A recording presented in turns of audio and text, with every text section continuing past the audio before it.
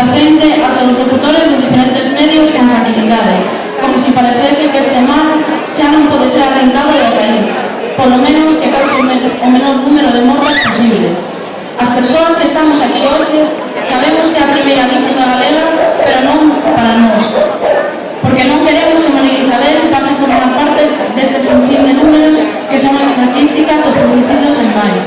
María Isabel puido ter sido calquera das que hoxe estamos aquí, pero ela é unha víctima da violencia machista que pagou coa súa vida a discriminación e a desigualdade que padecemos todos.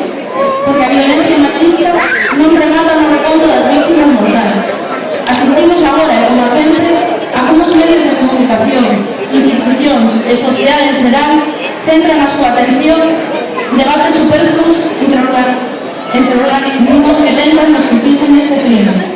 Cada mesma debería de estar posta na víctima e nas mulleres, que pese a gozar nunha lei que formalmente as ampara, unha e outra vez vemos como as desprotesen, pois as administracións non poñen os medios e os esforzos necesarios para que así sesen. Afortunadamente, actualmente xa se comeza a falar, porque parece que xa se decataron, de que as criaturas de nais que sofren violencia tamén son víctimas. Non sabemos como deixarán o de violencia doméstica no ámbito hospitalario. Axudaralles a saber que é unha violencia que vai máis alá da casa, que é estrutural, de verdade que non se ve, de verdade que precisan de tantos actos de recurso e denuncias para non ver o que pasa, o que os gobernos que temos queren retratarse no diagnóstico, reformulando conceptos, refacendo leis, todo para que non se note tal como se note a total desprotección na que quedamos as mulleres con políticas de recortes para servicios sociais, entendidos destes do xeito máis amplo e diverso posible, dende a atención sanitaria primaria ata a continua violencia transmitida minuto a minuto nos medios de comunicación, nos actos públicos, na publicidade, no ámbito académico.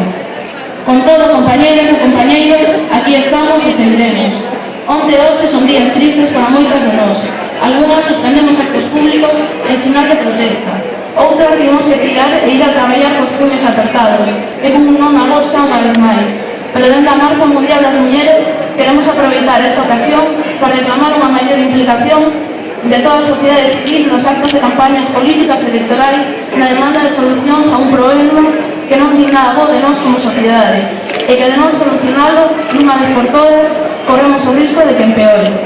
Non sempre o tivemos claro, sen políticas claras e decididas que condenen dunha vez por todas as institucións que a día de hoxe aínda nos tratan como cidadanía de segunda clase, institucións nas que aínda a día de hoxe non somos tratadas como iguais, non solucionaremos o problema. Pedimos un minuto de silencio en memoria de María Isabel.